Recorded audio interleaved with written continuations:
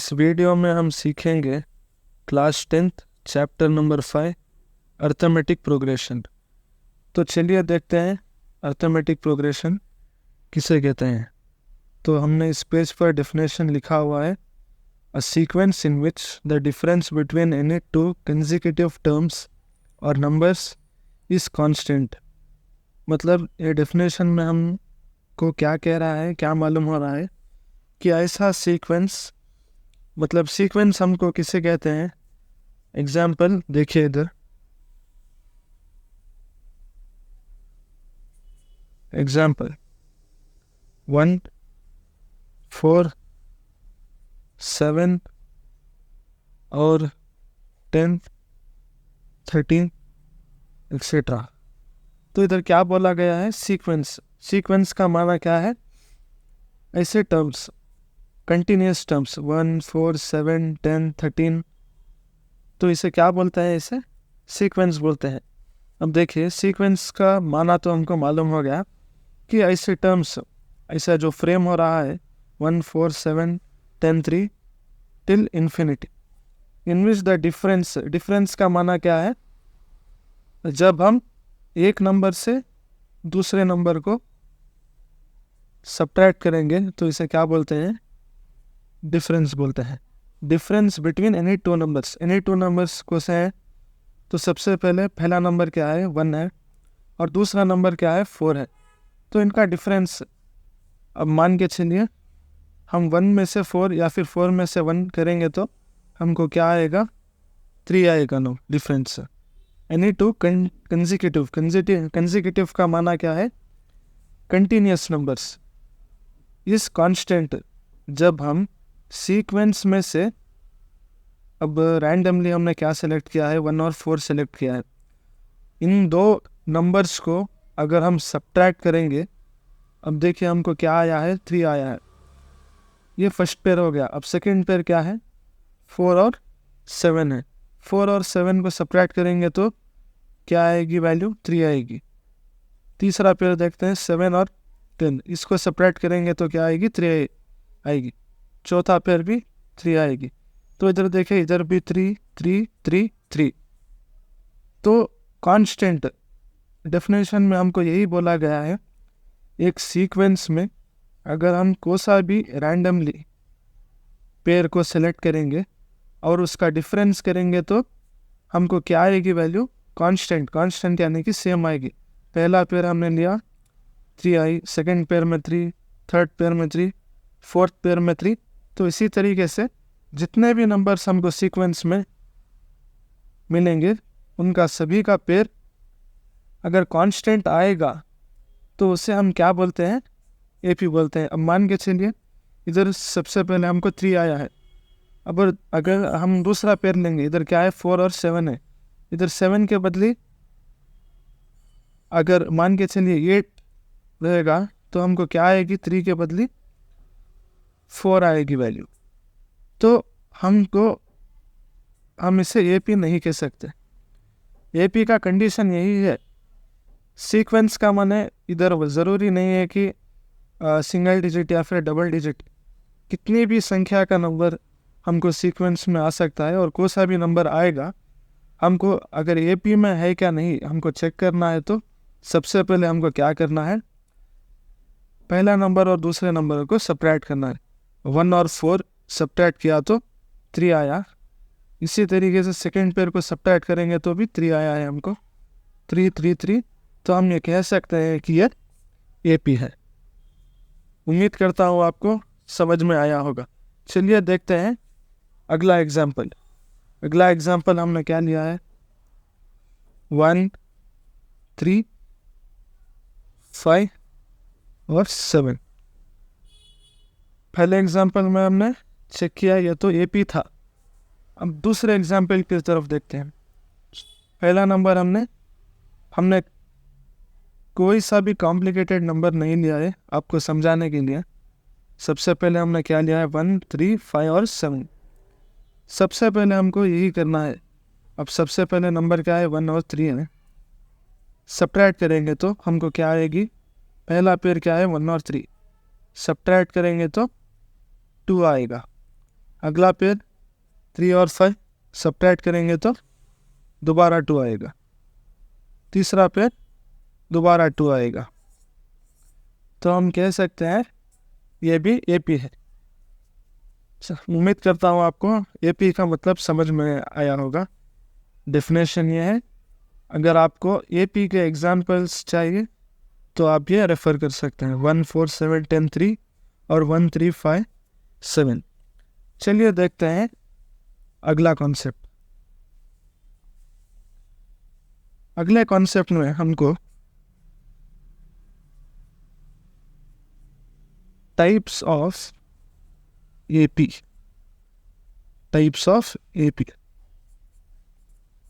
AP कितने तरह के होते हैं? तो जनरली 2 तरीके के। एक तो होता है फाइनाइट एपी और दूसरा होता है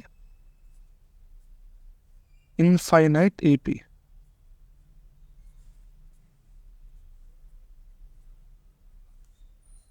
आपको नाम से ही पता चल गया होगा कि फाइनाइट और इनफाइनाइट किसे कहते हैं।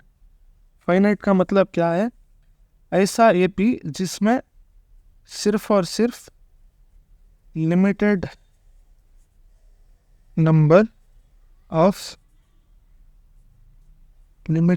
ऑफ टर्म्स होते हैं। इनफाइनाइट एपी का सिमिलरली इसका उल्टा है, अनलिमिटेड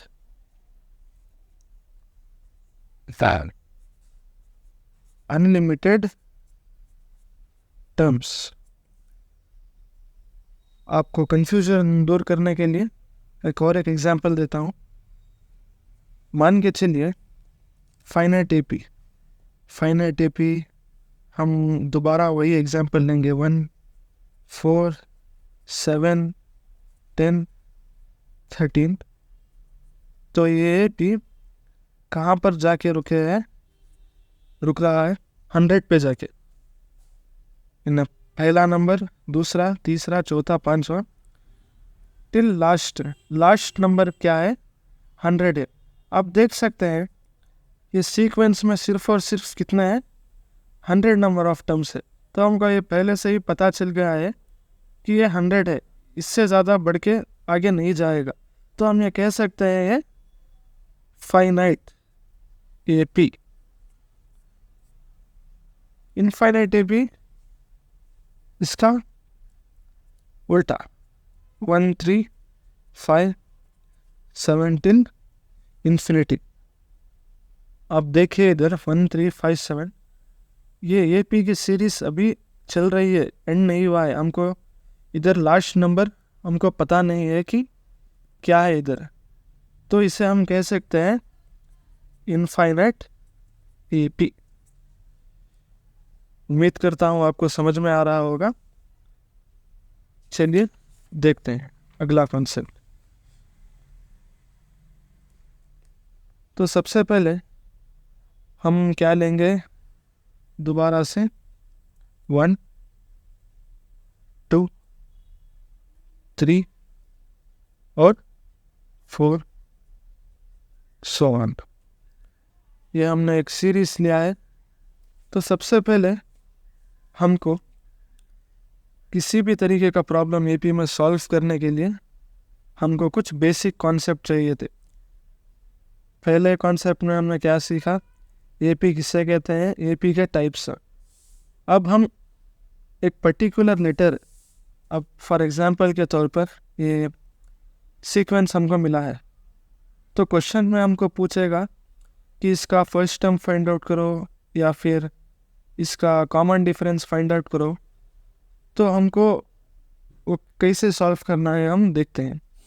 सबसे पहले 1 2 3 4। तो सबसे पहले इधर क्या है? पहला टर्म 1 है। चाहे कोई सा भी सीक्वेंस हो, इससे जो पहला टर्म है इसे कभी भी क्या कहते हैं? फर्स्ट टर्म को कभी भी ए से डिनोट करते हैं। इसे क्या बोलते हैं? First term. इसी तरीके से दूसरा लेटर डी है।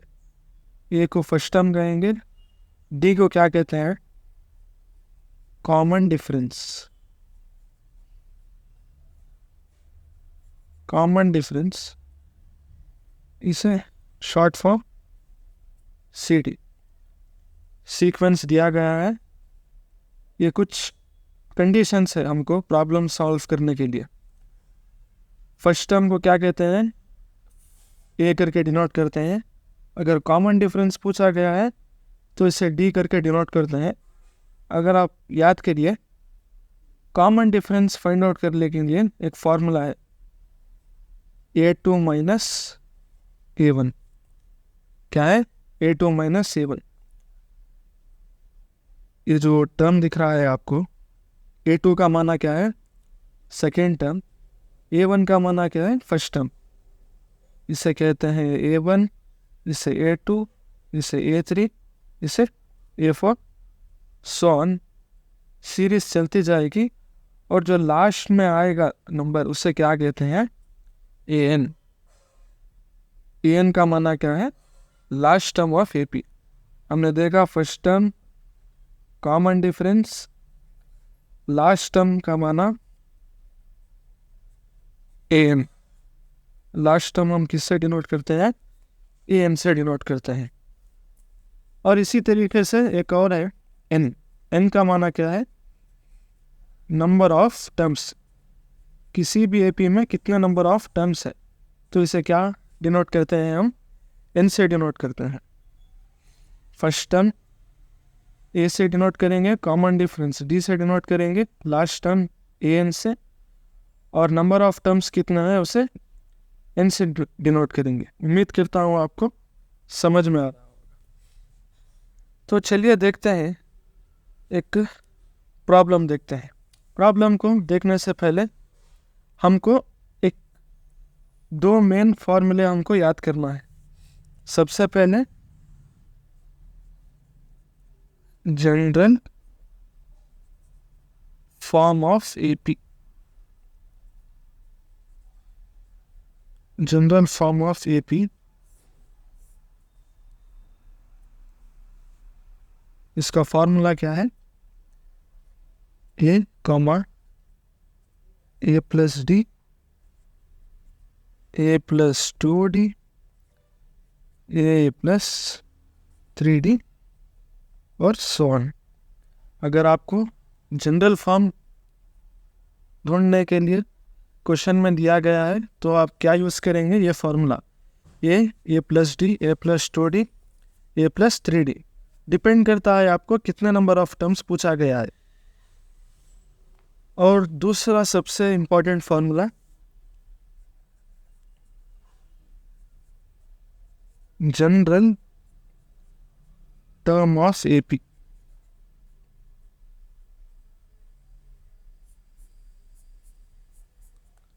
General term of AP, AN equal to A plus N minus 1 into D।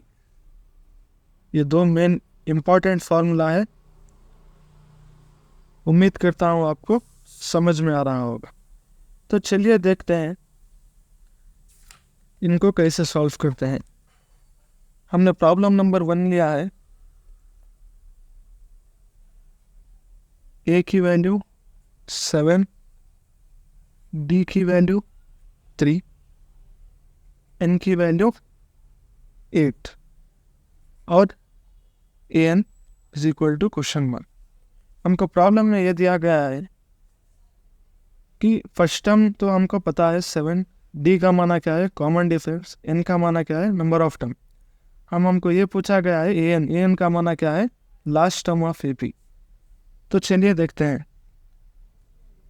Formula तो पता है, AN equal to A plus N minus 1 into D।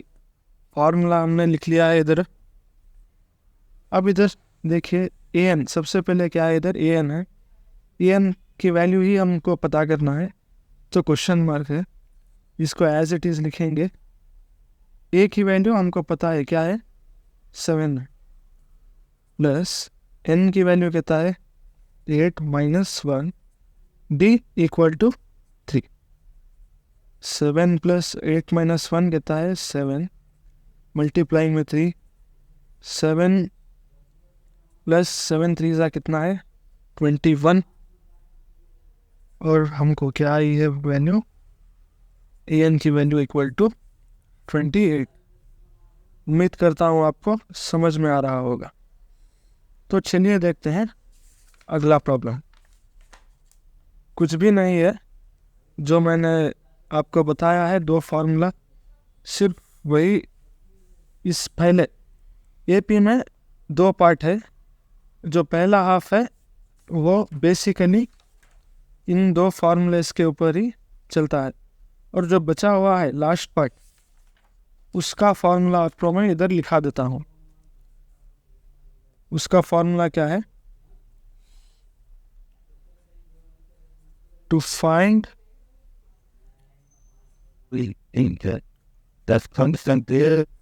The sum of n terms. क्या है, to find the sum of n terms. तो आइए देखते हैं formula number 1। N सम का माना क्या है, एन सम को किससे डिनोट करते हैं हम, अल्फ़ाबेट एन से। N is equal to n/2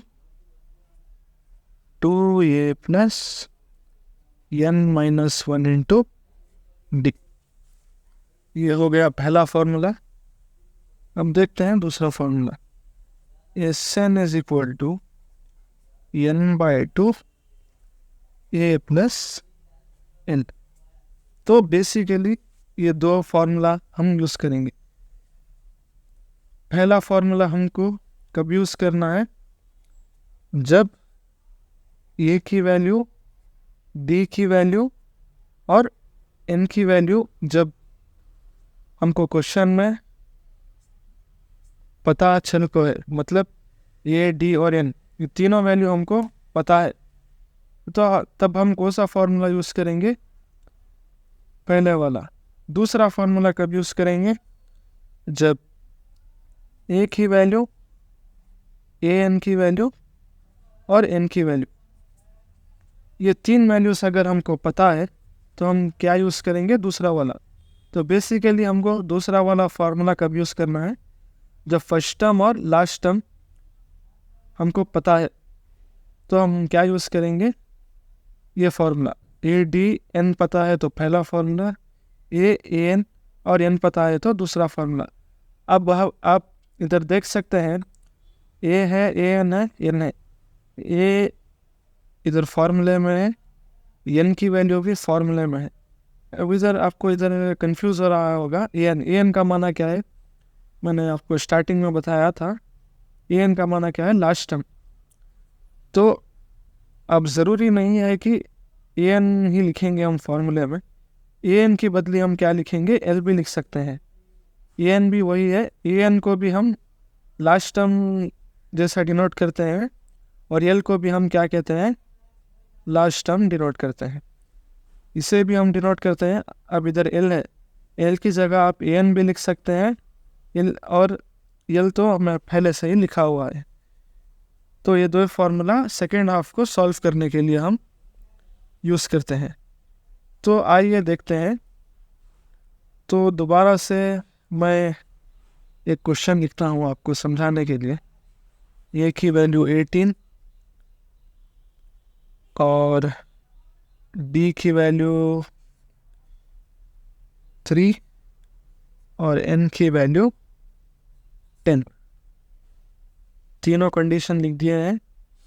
तो आइए देखते हैं formula N is equal to n/2 2a plus n-1 into D. Data दिया गया है, देखते हैं। n की वैल्यू क्या है, 10/2 2 मल्टीप्लाई में 18 प्लस n की वैल्यू दोबारा 10 - 1 इंटू डी की वैल्यू 3।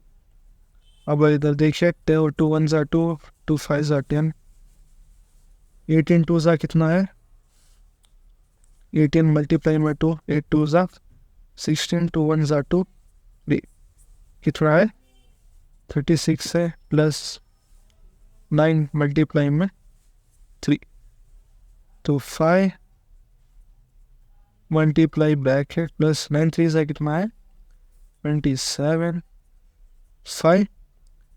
अब इन दोनों को हमको क्या करना है आपस में ऐड करना है 36 प्लस 27 कितना है 36 प्लस 27 3 4 5 6, तो हमको क्या है ये वैल्यू 63। इस ब्रैकेट का मतलब क्या है, हमको इन दोनों को आपस में क्या करना है मल्टीप्लाई करना है। आइए मल्टीप्लाई करते हैं 63 मल्टीप्लाई में 5, 5 3 ज़ा 15, 5 5 ज़ा 25, 5 6 ज़ा 30, 31। तो इस sin की वैल्यू हमको कितनी आई है 315। उम्मीद करता हूँ आपको समझ में गया होगा। अगर कुछ भी डाउट है तो कमेंट सेक्शन में कमेंट करिएगा, चैनल को सब्सक्राइब कर लीजिएगा और वीडियो को लाइक करिएगा और अपने दोस्तों के साथ शेयर करिएगा। मिलते हैं तब तक के लिए अगली वीडियो में। Good bye.